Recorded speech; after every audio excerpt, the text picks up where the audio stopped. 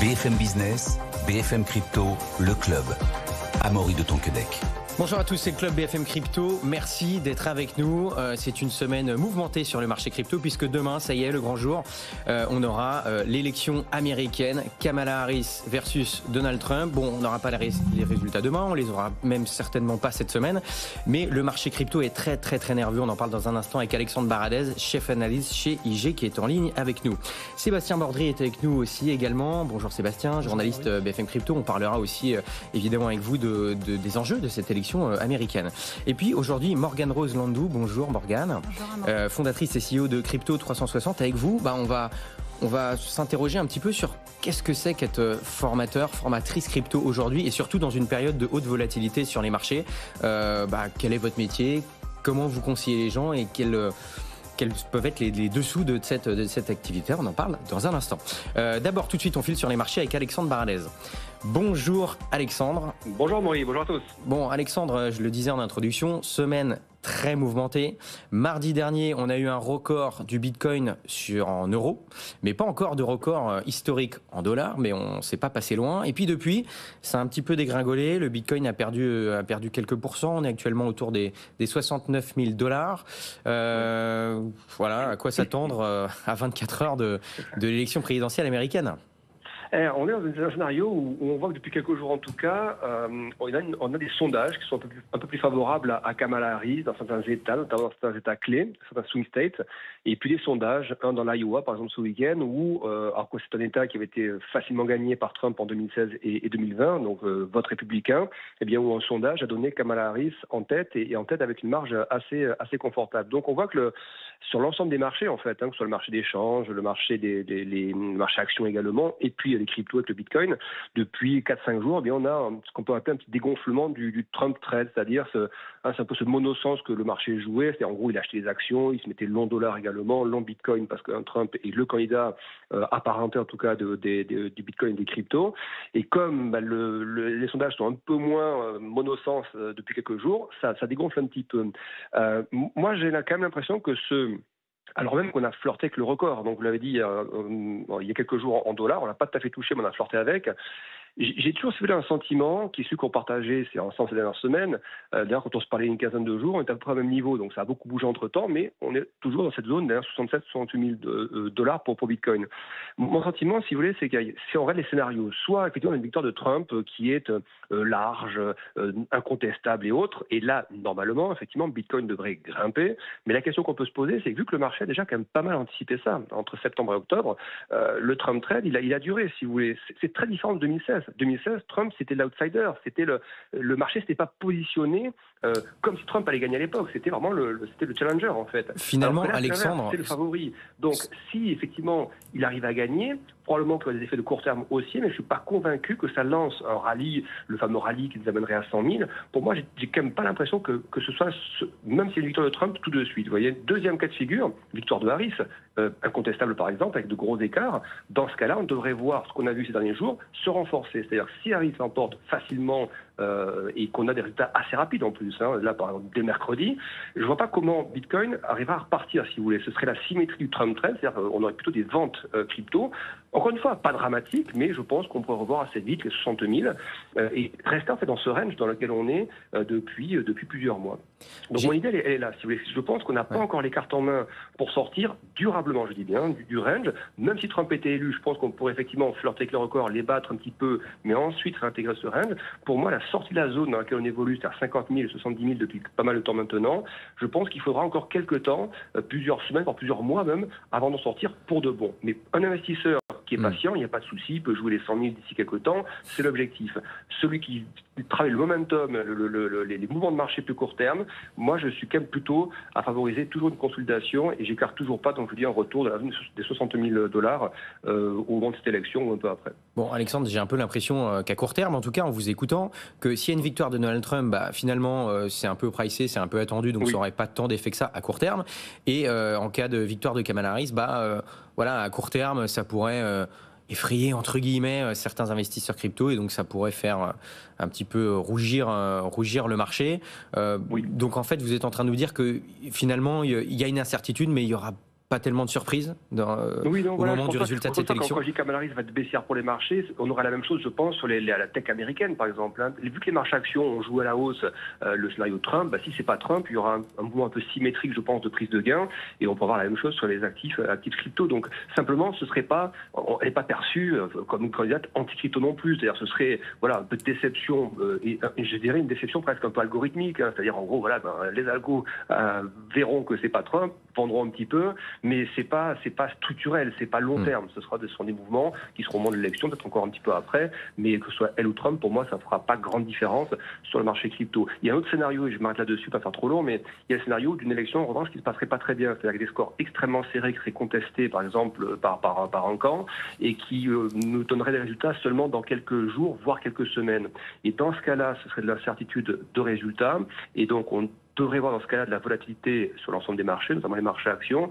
Et je pense que si c'est ce que nous voyions, je ne l'espère pas, mais si c'est ce que nous avions, dans ce cas-là, ce serait aussi, je pense, un peu négatif court terme crypto, et ça renforcerait l'idée qu'on puisse aller vers les 60 000. Mais je pense encore une fois que je vois pas de base case pour retourner à 50 000 ou en dessous de 50 000, si vous voulez. Pour moi, l'idée, c'est qu'on est dans ce gros range, grosso modo 50-70, et qu'on peut y rester encore un peu avant de sortir par l'eau. Voilà, c'est ça l'idée. Merci beaucoup, Alexandre Baranès, chef analyste CIG, pour cette analyse, et on vous retrouvera du coup lundi prochain à 15h. Et peut-être avec le résultat de l'élection, en tout cas, on espère que d'ici là, on l'aura. Merci Alexandre, bonne journée. Merci d'avoir été avec nous. Sébastien Bordry, rebonjour. Sébastien, donc, on l'a dit, demain c'est le jour J, c'est l'élection américaine, le grand jour.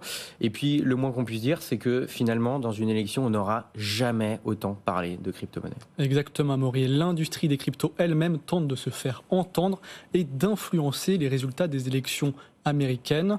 Le secteur, il est désormais le deuxième plus gros donateur de la campagne, juste derrière l'industrie pétrolière. Les dons provenant d'entités pro-crypto ont atteint environ 204 millions de dollars en 2024, selon les données de la FEC, la Commission électorale fédérale. L'objectif, tout simplement, implanter des parlementaires favorables aux cryptos durant le prochain mandat, qu'ils soient républicains ou démocrates, puisque les élections de demain visent à renouveler l'ensemble de la Chambre des représentants et le tiers du Sénat. Bon, et clairement, Sébastien, est-ce qu'on a des exemples un petit peu d'action de ces groupes pro-crypto ? Oui, alors depuis janvier 2023, Fairshake, qui est le groupement pro-crypto le plus important à l'heure actuelle, a été le plus gros donateur du secteur. Il a récolté plus de 200 millions de dollars et en a distribué plus de 86 millions de dollars à des comités qui soutiennent des candidats pro-crypto. Par exemple, il a fait un don de 1,9 million de dollars à Marie Peltola, qui est membre du Parti démocrate et représentante de l'Alaska, ou encore un don d'1,5 million de dollars à Lori Chavez de Remer, qui est membre du Parti républicain et représentante de l'Oregon. Alors pourquoi ces deux femmes ? Ces deux femmes politiques ont annoncé dans leur programme soutenir ouvertement les crypto-monnaies et les nouvelles technologies. Un autre groupe d'intérêt, Club for Growth Action, a dépensé 80 millions de dollars dans cette campagne. Il a notamment fait un don de 2,5 millions de dollars à Bernie Moreno, candidat républicain de l'Ohio et proche du fils de Donald Trump, ou encore un don d'1,2 million de dollars pour soutenir Bob Onder, qui est un autre candidat républicain dans le Missouri. Tous deux ont annoncé publiquement soutenir les crypto-monnaies. Bon, et Sébastien, là vous nous parlez un petit peu des soutiens aux candidats pro-crypto, mais il y a aussi des actions qui visent à déstabiliser des candidats, eux, anti-crypto. Effectivement, et pour donner un exemple, Fairshake a dépensé 10 millions de dollars pour faire de la mauvaise publicité à Katie Porter, qui est une démocrate de Californie, connue pour sa position anti-crypto. Le porte-parole de Fairshake a même déclaré qu'il veillerait, je cite, à ce que les 8 millions de propriétaires de crypto-monnaies en Californie, qui sont en grande partie des jeunes et qui soutiennent des démocrates, soient conscients de son hostilité à l'égard de cette technologie et de la façon dont cela nuirait au secteur si elle venait à être élue. On notera que les groupes pro-crypto analysent donc dans le détail les programmes et les actions des candidats, quelle que soit leur couleur politique. Bon, et Sébastien, est-ce que pour terminer, on peut avoir un petit rappel des positions par rapport aux cryptos des deux candidats qui vont s'affronter, entre guillemets, demain ? Alors, lors des élections de 2020, aucun des deux partis, démocrates ou républicains, n'avait évoqué les crypto-monnaies. Après avoir qualifié les crypto-monnaies d'arnaque et d'escroquerie en 2021, Donald Trump se présente désormais comme le champion des devises numériques. Lors de la Bitcoin Conference fin juillet à Nashville, dans le Tennessee, il avait promis qu'en cas de réélection, il serait le président pro-innovation et pro-Bitcoin dont l'Amérique a besoin. De son côté, Kamala Harris n'a pas beaucoup parlé de crypto. Elle a simplement annoncé il y a un mois vouloir je cite, protéger les investissements en crypto-monnaie des hommes noirs, fin de citation. Elle s'est aussi entourée d'une équipe de sensibilisation auprès des investisseurs en crypto-monnaie. Mais le Parti démocrate est bien sûr vivement critiqué par les détenteurs de crypto-monnaies, notamment à cause d'un homme, Gary Gensler, qui est l'actuel président de la SEC, le gendarme boursier américain, qui affiche depuis longtemps une position anti-crypto. Pour mémoire, plus de 50 millions d'Américains détiennent des crypto-monnaies, et dans une élection aussi incertaine, chaque voix compte. Bien, on verra tout ça demain. Merci beaucoup Sébastien Bordry, journaliste BFM Crypto. Je rappelle, pour ceux qui nous suivent, vous pouvez évidemment retrouver les articles de Sébastien et notamment cette chronique sur notre site BFM Crypto. Avant de parler des formations crypto avec Morgane, je vous propose qu'on écoute Yorick de Montbine, conseiller référendaire à la Cour des comptes, que j'ai interrogé fin août à Biarritz à l'occasion de Surfing Bitcoin, et il nous donnait son avis justement, mais cette fois-ci sur le plus long terme. Selon lui, quelles conséquences pourrait avoir la victoire de Donald Trump ou alors de Kamala Harris? Je vous propose de l'écouter.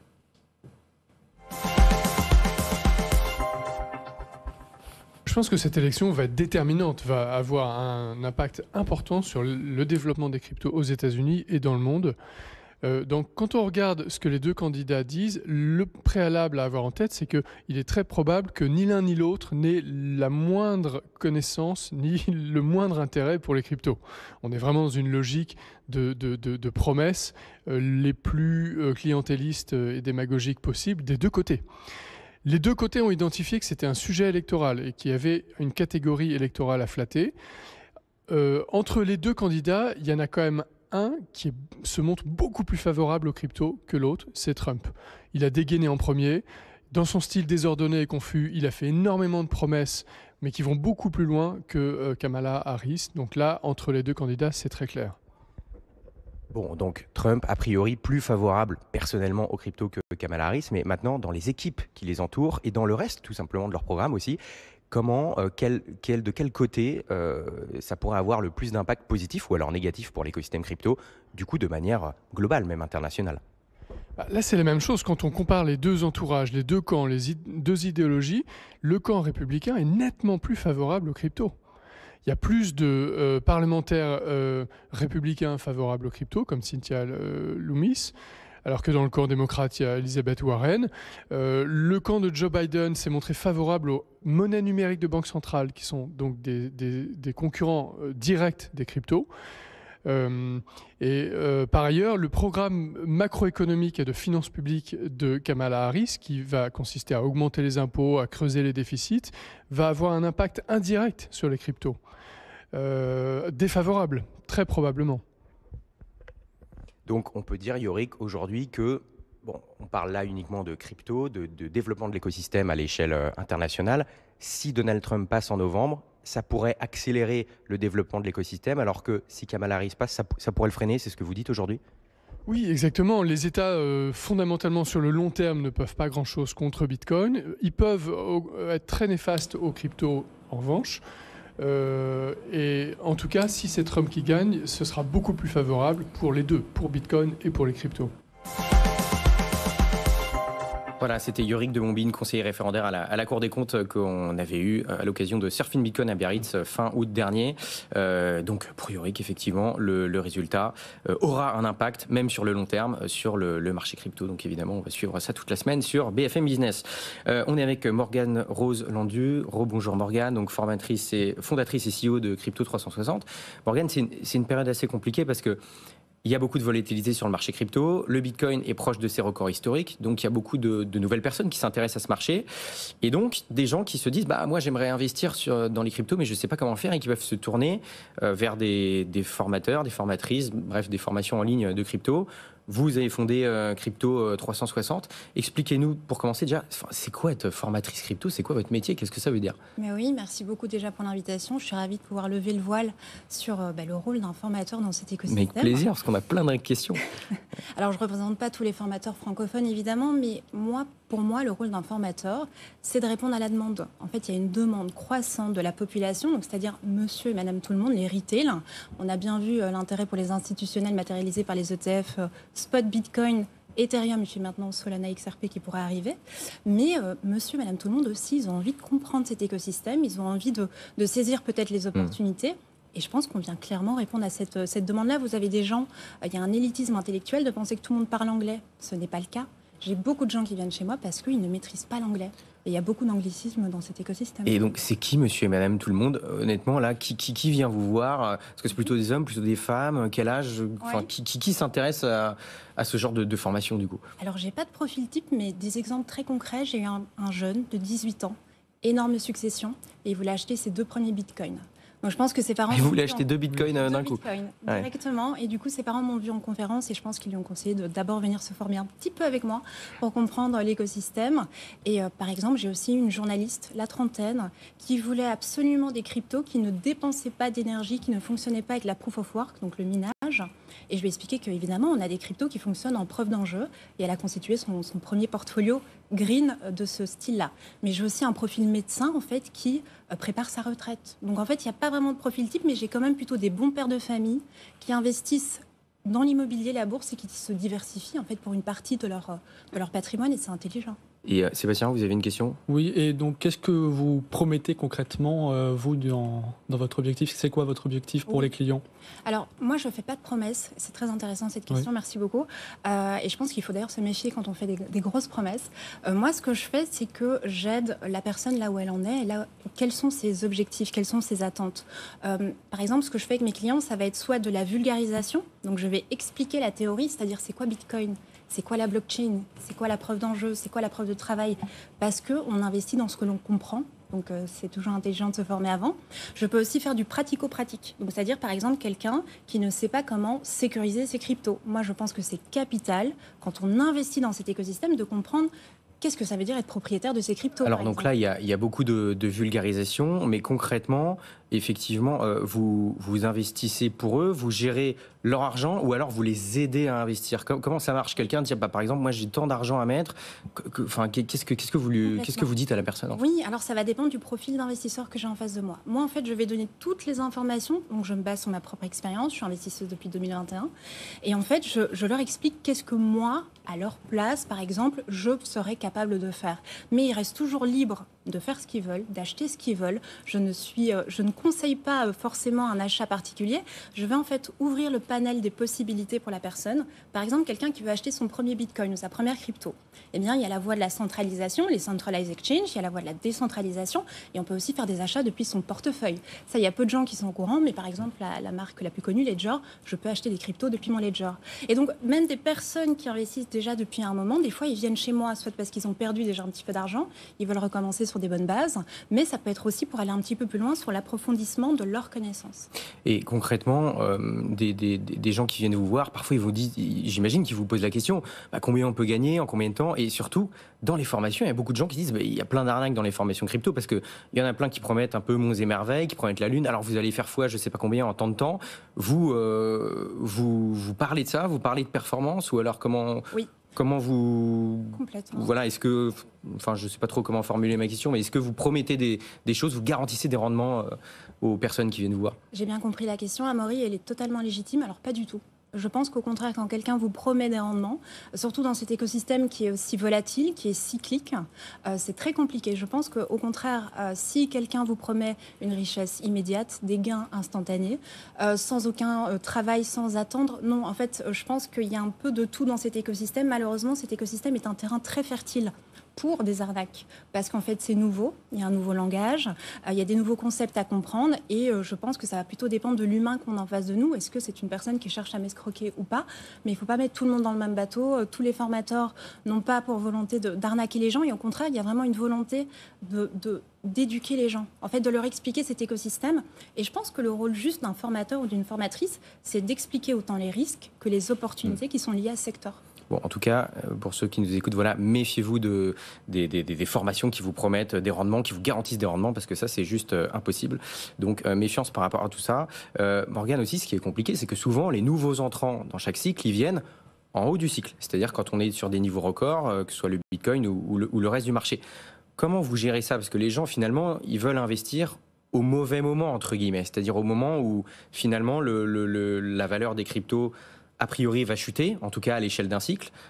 Comment vous gérez ça? Qu'est-ce que vous leur dites aux gens qui arrivent sur des tops de cycle? Complètement. À chaque cycle, c'est ça qui nous surprend toujours. Bon, nous qui sommes dans l'écosystème, c'est que les gens vont rentrer massivement quand on va chercher un nouvel ATH, donc un all-time high, c'est-à-dire un sommet historique sur une crypto. Typiquement, quand si Bitcoin, on est assez optimiste, va chercher un nouveau sommet, il y aura beaucoup de particuliers, de débutants qui vont justement vouloir se lancer à ce moment-là. Alors moi, ce que je fais, c'est que j'explique en fait aux gens dès le départ, donc en tout cas les gens qui travaillent avec moi, mes élèves ou mes clients, je leur explique qu'il y a un cycle. Et il faut comprendre le cycle, il faut comprendre quand on rentre dans l'écosystème parce que effectivement, ça peut avoir un impact. Alors pour ceux qui ont une vision long terme, finalement, quand on rentre dans le cycle, peu importe. Mais pour ceux qui, par exemple, ont une vision un petit peu plus court terme, ça peut être intéressant de savoir où on se positionne. Donc moi, effectivement, j'éduque beaucoup sur la sécurité, c'est très important pour moi, mais aussi le cycle des cryptos. Maintenant, attention, ce qui s'est passé dans le passé ne va pas forcément se répéter, donc il faut toujours être aussi, leur expliquer que c'est historiquement ce qui s'est passé, mais à voir pour la suite. Exactement, effectivement, les performances passées ne présagent pas des performances futures. Morgane, vous avez une actualité bientôt Oui, alors la petite innovation que j'ai faite cette année, au-delà de la formation et des accompagnements individuels, c'est ma retraite crypto immersive. Donc l'idée, c'est de rassembler un petit groupe de personnes et on parle uniquement de blockchain, de Bitcoin, d'investissement. Et c'est très intéressant parce que les investisseurs peuvent se rencontrer entre eux, les curieux, les passionnés. Et ça fait des échanges qui sont super. Donc vu que j'ai fait ma première édition, elle s'est bien passée, je vais en refaire une deuxième à Amaury. Et elle aura lieu à Paris en avril. Et dernière question, c'est intéressant, vous voyez que le prix du Bitcoin a flambé, qu'il est sur des records historiques, mais les recherches sur le mot Bitcoin sur Google ne sont pas vraiment corrélées. Elles ont augmenté, mais pas autant que le prix. Est-ce que vous avez des nouveaux clients, entre guillemets, qui sont apparus là dans ces dernières semaines de hausse, ou alors pas vraiment encore ? Complètement. Ah oui, surtout mardi, on a frôlé un ATH en tout cas en dollars, même si on l'a eu en euros. J'ai eu énormément de personnes en tout cas qui ne s'intéressaient peut-être pas tout de suite à l'écosystème et qui finalement m'ont dit Morgane, c'est peut-être le moment que je commence à creuser qu'est-ce que c'est que Bitcoin, comment ça fonctionne et apprendre à sécuriser ses actifs aussi. Donc, bon, finalement, les nouveaux sont en train d'arriver. Merci beaucoup Morgane Rose Landou d'avoir été avec nous, fondatrice et CEO de Crypto 360. Merci beaucoup Sébastien Bordry, journaliste BFM Crypto, d'avoir été avec nous. Je rappelle que votre newsletter est à paraître chaque lundi à 18h dans vos boîtes mail. Abonnez-vous si ce n'est pas déjà fait, c'est gratuit. Merci beaucoup et à demain 15h. BFM Business, BFM Crypto, le club.